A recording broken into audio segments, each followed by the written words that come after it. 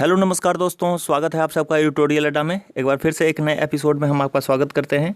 आज का जो एपिसोड है इसमें हमने भौतिक विज्ञान आज से शुरू किया है।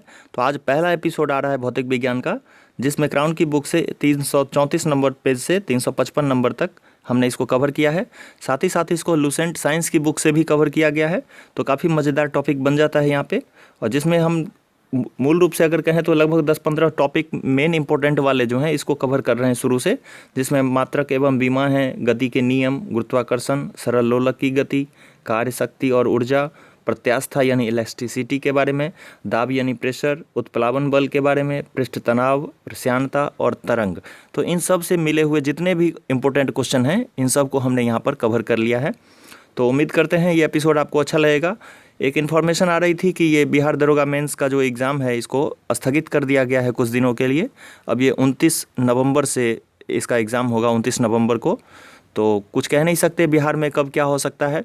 उनको इलेक्शन कराने के लिए उनके लिए सीट आरक्षित है, उनके लिए स्कूल आरक्षित है, हमारे लिए उनको एग्ज़ाम दिलाने के लिए जगह नहीं है।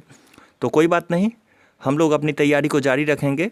जो एपिसोड आने वाले हैं वो ज़रूर आएंगे, और आपकी तैयारी में हम कभी कोई कमी नहीं करेंगे, और निरंतर हम लोग पढ़ते रहेंगे। जो भी 2 महीने का अभी समय बचा है इसमें और निखरता आएगी हमारे ऊपर, और अच्छे तरीके से हम निखर कर सामने आएंगे। तो चलिए हम अपना एपिसोड शुरू करते हैं। पहला प्रश्न देखते हैं। पहला प्रश्न है, निम्नलिखित भौतिक राशियों यानी फिजिकल क्वांटिटीज़ को उनके मात्रकों यानी यूनिट से सही सुमेलित करें। तो कौन सा ऑप्शन इसमें सही होगा? पहला अगर देखें टेम्परेचर के बारे में, तो टेम्परेचर का जो एसआई मात्रक होता है वो केल्विन होता है, जबकि ल्यूमिनस इंटेंसिटी कैंडेला से ज्ञात की जाती है। पदार्थ का परिमाण अगर देखें तो मोल से हम इसको डिनोट करते हैं, जबकि विद्युत धारा जो होता है ये एम्पियर में डिनोट किया जाता है। तो इस तरह हमारा सही जवाब हो जाएगा ऑप्शन सी यानी BADC। नेक्स्ट क्वेश्चन देखते हैं। दूसरा प्रश्न है, निम्नलिखित में कौन एवोगाड्रो संख्या को निरूपित करता है? दोस्तों एवोगाड्रो संख्या जो होता है ये 6.023 × 10⁻23 को डिनोट करता है। तो ऑप्शन सी सही जवाब हो जाएगा। नेक्स्ट क्वेश्चन, ठोसीय कोनों यानी सॉलिड एंगल्स को मापने के लिए निम्नलिखित किस मात्रक यानी यूनिट का प्रयोग होता है? सही जवाब होगा ऑप्शन बी एस्टेरेडियन। किसी गोले की सतह पर उसकी त्रिज्या यानी रेडियस के बराबर भुजा वाले वर्गाकार क्षेत्रफल द्वारा गोले के केंद्र पर बनाए गए घन कोण को एक एस्टेरेडियन कहते हैं, जबकि रेडियन जो होता है ये वृत्तीय कोण मापने के लिए यूज किया जाता है। नेक्स्ट क्वेश्चन, निम्नलिखित नाम यानी प्रीफिक्स तथा उनके घातों यानी पावर्स में कौन सही सुमेलित नहीं है? सही जवाब होगा ऑप्शन ए माइक्रो 10⁻⁻6 को डिनोट करता है। नेक्स्ट क्वेश्चन, निम्नलिखित दूरी यानी डिस्टेंस को उनके मात्रक यानी यूनिट से सही सुमेलित करना है। कौन सा ऑप्शन सही होगा?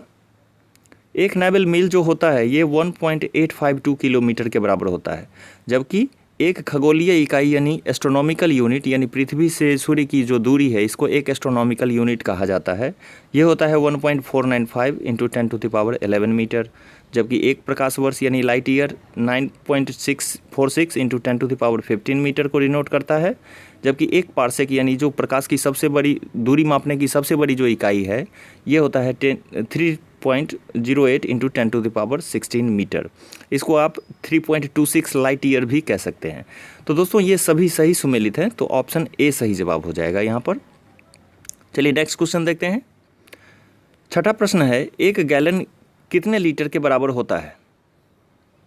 सही जवाब होगा ऑप्शन सी 3.785 लीटर। नेक्स्ट, निम्नलिखित भौतिक राशियों यानी फिजिकल क्वांटिटीज़ को उनकी बीमाओं यानी डायमेंशन से सही सुमेलित करना है।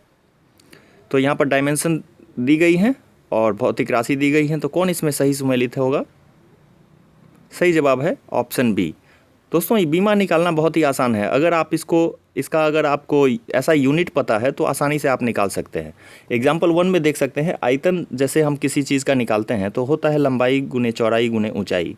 लंबाई चौड़ाई ऊंचाई जहाँ पर एक लेंथ है तो लेंथ को हम L से डिनोट करते हैं, तो इस तरह L × L × L हो जाएगा, तो L3 इसका डायमेंशन हो जाएगा।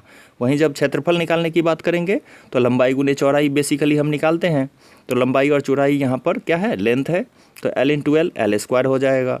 वहीं अगर त्वरण की बात करें तो त्वरण होता है मीटर × 10 सेकेंड का घात -2। तो इस तरह मीटर क्या है, लेंथ को डिनोट करता है, और सेकेंड क्या है, टाइम को डिनोट करता है। तो इस तरह जब हम इसको कैलकुलेट करेंगे तो ये LT⁻², हो जाएगा इसका डायमेंशन। तो इस तरह अब SI मात्रक अगर आपको पता है तो किसी भी फिजिकल क्वांटिटीज़ का बीमा आप निकाल सकते हैं, यानी डायमेंशन निकाल सकते हैं। चलिए नेक्स्ट क्वेश्चन देखते हैं। किसी वस्तु की अंतिम स्थिति तथा प्रारंभिक स्थिति के बीच की न्यूनतम दूरी क्या कहलाती है? सही जवाब हो जाएगा ऑप्शन बी, यानी विस्थापन कहते हैं इसको, डिस्प्लेसमेंट। नेक्स्ट, निम्नलिखित भौतिक राशियों यानी फिजिकल क्वांटिटीज के समूह में कौन केवल अदिश राशि यानी स्केलर्स को बताता है? सही जवाब हो जाएगा यहाँ पर ऑप्शन ए, यानी द्रव्यमान, घनत्व, आयतन और विद्युत धारा ये केवल स्केलर्स क्वांटिटीज़ हैं, जबकि और सभी जो हैं ये सब सदिश राशियाँ हैं।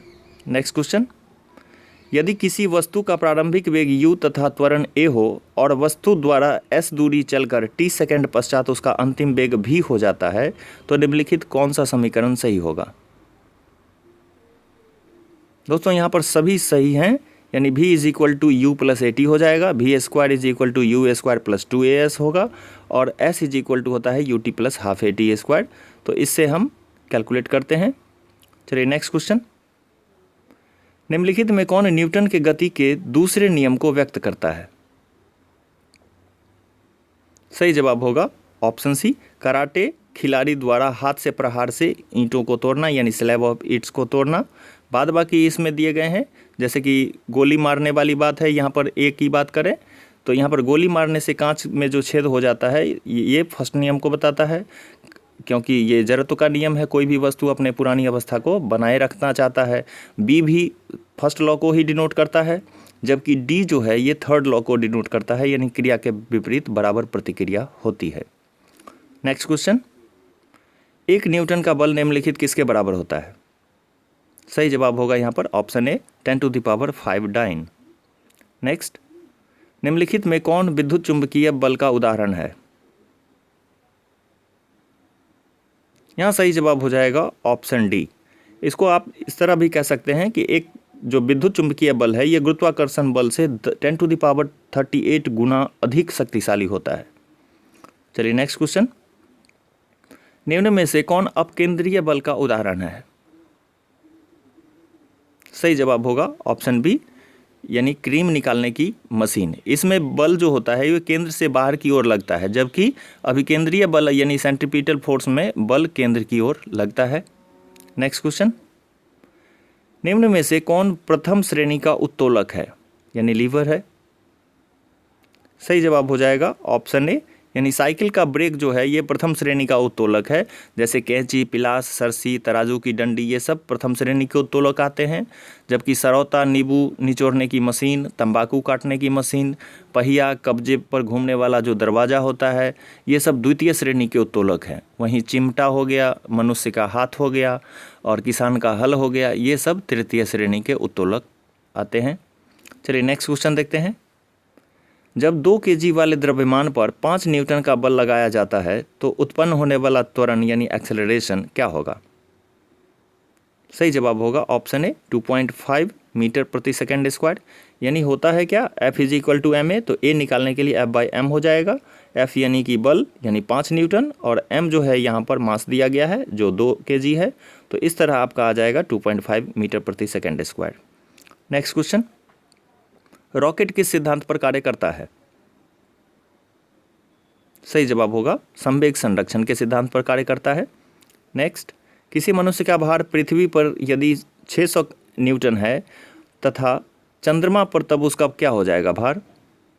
तो आप जानते हैं चंद्रमा पर जो गुरुत्वाकर्षण बल है पृथ्वी के गुरुत्वाकर्षण बल के 1/6 है, तो इस तरह 1/6 करेंगे तो 100 न्यूटन हो जाएगा। नेक्स्ट, समुद्र में प्लवन करते आइसबर्ग का कितना भाग समुद्र की सतह से ऊपर रहता है?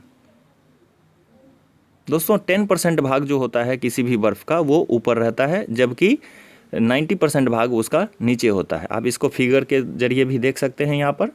तो 10% भाग यानी 1/10 भाग ऊपर होता है और बाद बाकी भाग नीचे होता है। नेक्स्ट, बर्फ़ के 2 टुकड़ों को आपस में दबाने पर टुकड़े आपस में चिपक जाते हैं, ऐसा क्यों होता है? सही जवाब होगा दाब अधिक होने से बर्फ का गलनांक घट जाता है, जिस कारण से ये आपस में सट जाते हैं। नेक्स्ट, प्रेशर कुकर में खाना जल्दी पकता है क्योंकि? सही जवाब है अधिक दाब पर पानी अधिक तापमान पर उबलने लगता है, इसलिए खाना जल्दी पक जाता है। नेक्स्ट, निम्नलिखित उपकरण से होने वाले ऊर्जा के रूपांतरण को सही सुमेलित करें। दोस्तों यहाँ सभी सही सुमेलित हैं। सितार यांत्रिक ऊर्जा को ध्वनि ऊर्जा में बदलता है, कोयले का जलना एक रासायनिक ऊर्जा को ऊष्मीय ऊर्जा में बदलना है, जबकि प्रकाश विद्युत सेल में प्रकाश ऊर्जा को विद्युत ऊर्जा में बदलता है, वहीं विद्युत मोटर में विद्युत ऊर्जा जो है ये यांत्रिक ऊर्जा में बदलता है। नेक्स्ट, निम्न में कौन पलायन वेग यानी एस्केप वेलोसिटी के मान को दर्शाता है? यहाँ सही जवाब हो जाएगा 11.2 किलोमीटर पर सेकेंड। एस्केप वेलोसिटी वो होती है जब किसी वस्तु को किसी पिंड के द्रव्यमान से इस वेग से अगर, यानी ये तो पृथ्वी के लिए बताया गया है 11.2 किलोमीटर, तो पृथ्वी से किसी वस्तु को 11.2 किलोमीटर प्रति सेकेंड के रफ्तार से अगर अंतरिक्ष में भेजा जाए तो फिर वो दोबारा पृथ्वी पर वापस नहीं आएगा। और यही एस्केप वेलोसिटी जो है ये चंद्रमा पर 2.37 किलोमीटर पर सेकेंड है। तो ये इसको ध्यान रखेंगे, ये इंपॉर्टेंट है। नेक्स्ट, सार्वजिक गुरुत्वाकर्षण नियतांक यानी कांस्टेंट जी का मान क्या होता है? सही जवाब है option C 6.23 × 10⁻⁻11 newton metre square by kg square. Next question, विभिन्न स्थानों पर एक ही वस्तु के भार के संबंध में निम्नलिखित सत्य कथन को पहचानें। दोस्तों यहाँ पर सभी सही सुमेलित दिए गए हैं, उपरोक्त सभी कथन सत्य हैं। पहला कथन है पृथ्वी के अंदर जाने पर वस्तु का भार घटता है और केंद्र में जाने पर यह शून्य हो जाता है। दूसरा कथन है भूमध्य रेखा पर जी का मान न्यूनतम होता है। तीसरा कथन है ध्रुवों पर जी का मान अधिकतम होता है, बिल्कुल सही है। चौथा कथन है पृथ्वी के घूर्णन गति बढ़ने पर जी का मान घटता है तथा घूर्णन गति घटने से जी का मान बढ़ता है, बिल्कुल सही है। और पांचवा है यदि पृथ्वी अपने वर्तमान वेग से 17 गुना अधिक तेजी से घूर्णन करे तो भूमध्य रेखा पर जी का मान शून्य हो जाएगा। जो उपरोक्त सभी कथन सत्य दिए गए हैं। नेक्स्ट क्वेश्चन, लिफ्ट में किसी वस्तु के भार के संबंध में निम्नलिखित सत्य कथन को पहचाना है। वंस अगेन दोस्तों यहाँ भी सभी सही सुमेलित दिए गए हैं। तो यहाँ पर पहला कथन है यदि लिफ्ट ऊपर की ओर जाती है तो वस्तु का आभासी यानी कि जो काल्पनिक भार है उसका वो बढ़ जाता है। दूसरा कथन है यदि लिफ्ट नीचे की ओर आती है तो वस्तु का आभासी भार घटता है। तीसरा कथन है यदि लिफ्ट की डोरी टूट जाए तो भारहीनता का अनुभव होता है और आभासी भार शून्य हो जाता है। चौथा कथन है यदि लिफ्ट एक समान वेग से ऊपर या नीचे जाती है तो वस्तु के भार में कोई परिवर्तन नहीं होगा। और पांचवा कथन है यदि नीचे उतरते समय लिफ्ट का त्वरण गुरुत्व त्वरण से अधिक हो जाए तो लिफ्ट में खड़े व्यक्ति का सिर छत से टकरा जाएगा। जो सभी सही सुमेलित दिए गए हैं। चलिए नेक्स्ट क्वेश्चन देखते हैं। किसी उपग्रह के कक्षीय चाल के संबंध में निम्नलिखित कौन सा कथन असत्य है? यहाँ सही जवाब हो जाएगा ऑप्शन बी। यहाँ पर कह रहा है कि उपग्रह जो होता है पृथ्वी तल से जितना अधिक दूर होगा उसकी चाल उतनी अधिक होगी। ये बात गलत है। जितनी दूर होगी उपग्रह उसकी चाल उतनी ही कम होगी क्योंकि उसका ग्रेविटेशनल फोर्स उस पर कम लगेगा। नेक्स्ट क्वेश्चन, पृथ्वी के अति निकट चक्कर लगाने वाले ग्रह का परिक्रमण काल कितना होता है? सही जवाब होगा 84 मिनट, ऑप्शन डी सही जवाब हो जाएगा। नेक्स्ट, भूअस्थायी उपग्रह जिसका परिक्रमण काल पृथ्वी के परिक्रमण काल के बराबर होता है वह पृथ्वी के तल से कितनी ऊंचाई पर होता है? यहाँ सी सही जवाब हो जाएगा 36,000 किलोमीटर की ऊंचाई पर होता है। नेक्स्ट क्वेश्चन, यहाँ पर 30 नंबर क्वेश्चन कह रहा है कि सरल लोलक के आवर्त काल पर विभिन्न अवस्थाओं में पड़ने वाले प्रभाव के संबंध में निम्नलिखित सत्य कथन को पहचानें। दोस्तों यहाँ पर फिर से सही सुमेलित दिए गए हैं सभी। तो पहला है सर्दियों में लोलक की लंबाई घटती है अतः घड़ी तेज चलने लगती है। दूसरा कथन है लोलक की ऊंचाई पर ले जाने पर जी का मान जो है घटता है अतः आवर्तकाल इसका बढ़ जाता है। तीसरा कथन है सरल आवर्त गति करते हुए झूले पर यदि एक और व्यक्ति बैठ जाए तो आवर्तकाल पर कोई प्रभाव नहीं पड़ेगा और अगर झूला झूलने वाला व्यक्ति यदि खड़ा हो जाए तो झूले का आवर्तकाल कम हो जाता है। तो इस ऐसे क्वेश्चन आते हैं एग्जाम में, तो इसको थोड़ा ध्यान रखिएगा। नेक्स्ट क्वेश्चन, गतिज ऊर्जा यानी काइनेटिक एनर्जी के संबंध में निम्नलिखित सत्य कथन को पहचानें। फिर से सही सुमेलित दिए गए हैं सभी। पहला क्वेश्चन ऑप्शन जो यहाँ पर दिया गया है, पहला कथन कह रहा है किसी वस्तु का वेग दोगुना करने से गतिज ऊर्जा 4 गुना हो जाता है।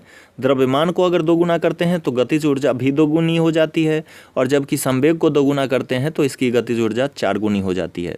तो ध्यान रखेंगे, वेग और संवेग के दोगुना करने पर गतिज ऊर्जा 4 गुनी हो जाती है, जबकि द्रव्यमान के दोगुना करने से गतिज ऊर्जा भी दोगुनी हो जाती है। नेक्स्ट क्वेश्चन, एक अशुशक्ति किसके बराबर होता है? वेरी कॉमन क्वेश्चन, लाखों बार एग्जाम में आ चुके हैं। ऑप्शन डी सही जवाब हो जाएगा, 746 वाट। नेक्स्ट क्वेश्चन, हाइड्रोलिक लिफ्ट या हाइड्रोलिक जैक या हाइड्रोलिक ब्रेक किस सिद्धांत पर कार्य करता है? दोस्तों सही जवाब होगा ये पास्कल के सिद्धांत पर कार्य करता है। नेक्स्ट क्वेश्चन, वायुमंडलीय दाब से संबंधित निम्नलिखित सत्य कथन को पहचानें। सही जवाब है ऑप्शन बी, केवल 1, 2 और 3 सही है। चौथा कथन कहता है कि बैरोमीटर के पाठ्यांक का धीरे धीरे गिरना तेज बारिश का सूचक है, जो गलत है, ये साफ मौसम का सूचक है। नेक्स्ट क्वेश्चन, दाब बढ़ने पर विभिन्न पदार्थों के क्वथनांक यानी बॉइलिंग पॉइंट एवं मेल्टिंग पॉइंट पर क्या प्रभाव पड़ता है? इसमें सत्य कथन को पहचानना है। सही जवाब है ऑप्शन डी, यानी सभी कथन सत्य दिए गए हैं। दाब बढ़ने से सभी द्रवों का क्वथनांक जो है बढ़ जाता है। जिन पदार्थों का आयतन गर्म करने से बढ़ता है, दाब बढ़ने पर गलनांक भी बढ़ जाता है, और जिन पदार्थों का आयतन गर्म करने से घटता है, दाब बढ़ने पर गलनांक भी घट जाता है। नेक्स्ट क्वेश्चन, सोने की अंगूठी की शुद्धता का पता लगाने के लिए हम किस सिद्धांत का उपयोग करेंगे? सही जवाब होगा ऑप्शन बी, आर्किमिडीज का सिद्धांत। चलिए नेक्स्ट क्वेश्चन देखते हैं, शुद्ध जल का घनत्व कितना होता है? सही जवाब होगा ऑप्शन ए, 1 ग्राम प्रति सेंटीमीटर क्यूब, जबकि शुद्ध बर्फ का अगर घनत्व की बात करें तो ये होता है 0.9 ग्राम प्रति सेंटीमीटर क्यूब। नेक्स्ट, एक ही प्रकार के पदार्थों के अणुओं के बीच लगने वाला बल क्या कहलाता है? सही जवाब होगा, इसको ससंजक बल कहते हैं। ठोस में ससंजक बल जो होता है इसका मान अधिकतम होता है, जबकि गैस में ससंजक बल जो होता है इसका मान सबसे कम होता है। इसी कारण इसमें विसरण होता है। जबकि असंजक बल के बारे में बात करें तो ये भिन्न भिन्न पदार्थों के अणुओं के बीच लगने वाला बल है, और इसी कारण जल किसी वस्तु को भिगोता है। नेक्स्ट क्वेश्चन, निम्न में कौन सी क्रिया पृष्ठ तनाव के कम होने के कारण संपन्न होती है? उपरोक्त सभी कथन सत्य दिए गए हैं। पहला कथन है पतली सुई का पानी में के पृष्ठ पर तैरना, तो ये पृष्ठ तनाव उसका कम होता है, इसलिए वो तैर सकती है। जल की बूंदों का गोल होना, साबुन के घोल में बड़ा बुलबुला बनना, शीशे की नली के अगले भाग को गर्म करने पर गोल हो जाना, शेविंग ब्रश को जल से भिगोने पर यानी निकालने पर बाद में उसके जो बाल हैं आपस में चिपक जाना, और गर्म सूप का स्वादिष्ट लगना। तो ये सभी उदाहरण हैं पृष्ठ तनाव के कम होने के कारण। नेक्स्ट क्वेश्चन, निम्न में कौन केशिकत्व का उदाहरण नहीं है? दोस्तों यहाँ पर सही जवाब होगा ऑप्शन डी, कह रहा है कि केश नली को सुचारू करने के लिए वर्षा के बाद किसानों द्वारा खेत को जोतना, जबकि ये गलत है। केश नली तोड़ने के लिए किसान वर्षा के बाद खेत को जोतते हैं। तो ऑप्शन डी सही जवाब हो जाएगा। चलिए अगला क्वेश्चन देखते हैं, निम्न में कौन पदार्थ के पृष्ठ तनाव को प्रभावित नहीं करता है? सही जवाब होगा दाब पदार्थ के पृष्ठ तनाव को प्रभावित नहीं करता है, जबकि तापमान बढ़ाने पर पृष्ठ तनाव घटता है, जबकि घुलनशील अशुद्धि मिलाने पर पृष्ठ तनाव का मान भी बढ़ता है, और यदि अघुलनशील अशुद्धि मिलाया जाए तो पृष्ठ तनाव कम हो जाता है। नेक्स्ट क्वेश्चन, श्यानता यानी विस्कोसिटी का मात्रक क्या है? सही जवाब होगा ऑप्शन ए, यानी पॉइज होता है। नेक्स्ट क्वेश्चन, किसी नली में द्रव प्रवाह की दर किस यंत्र द्वारा मापी जाती है? सही जवाब है ऑप्शन बी, वेंचुरीमीटर। यह बर्नौली के सिद्धांत पर कार्य करता है। नेक्स्ट क्वेश्चन, हवा में ध्वनि किस प्रकार के तरंग के उदाहरण है? सही जवाब होगा ये अनुदैर्ध्य तरंग के उदाहरण है। नेक्स्ट क्वेश्चन, यंग प्रत्यास्थता गुणांक यानी यंग मॉड्यूल्स ऑफ इलास्टिसिटी का एसआई मात्रक क्या होता है? सही जवाब है ऑप्शन सी, न्यूटन प्रति मीटर स्क्वायर, जिसे पास्कल भी कहा जाता है। नेक्स्ट, वस्तु की मात्रा बढ़ाने पर यानी बदलने पर निम्न में कौन अपरिवर्तित रहेगा? सही जवाब होगा घनत्व तो उसका अपरिवर्तित रहेगा, बाद बाकी चीजें बदल जाएंगी। नेक्स्ट, निम्नलिखित किसमें गतिज ऊर्जा यानी काइनेटिक एनर्जी नहीं है? सही जवाब है ऑप्शन सी, खींचा हुआ धनुष, इसमें पोटेंशियल एनर्जी होती है। नेक्स्ट क्वेश्चन, पार्श्विक विकृति यानी लैटरल स्ट्रेन तथा अनुदैर्ध्य विकृति यानी लॉन्गिट्यूडनल स्ट्रेन के अनुपात को क्या कहते हैं? सही जवाब है ऑप्शन ए यानी पॉसो अनुपात इसको कहा जाता है। नेक्स्ट 49 नंबर क्वेश्चन, जल के आयतन में क्या परिवर्तन होगा यदि तापमान 12 डिग्री सेल्सियस से गिराकर 3 डिग्री सेल्सियस कर दिया जाए? यहाँ सही जवाब होगा ऑप्शन सी, आयतन पहले घटेगा और फिर बाद में बढ़ेगा। अंतिम क्वेश्चन देखते हैं, चलती हुई बस जब अचानक ब्रेक लगाती है तो उसमें बैठे हुए व्यक्ति आगे की दिशा में गिरते हैं, इसको किसके द्वारा समझाया जा सकता है? सही जवाब होगा ऑप्शन सी यानी न्यूटन के गति का पहला नियम। चलिए, तो यहाँ से हमारा एपिसोड यहाँ पर समाप्त होता है। उम्मीद करते हैं आपको अच्छा लगा होगा एपिसोड। तो नेक्स्ट एपिसोड हमारा आएगा भौतिक विज्ञान का पार्ट 2, जो कल सोमवार को लाएंगे हम लोग। तो ये पेज नंबर 355 से लेकर 377 के बीच होगा। इसको हम कवर करना चाहेंगे, जो लूसेंट साइंस की बुक है उससे भी हम कवर करेंगे, तो आपको पूरा कवर हो जाएगा इसका। चलिए, बहुत बहुत धन्यवाद इस वीडियो को देखने के लिए।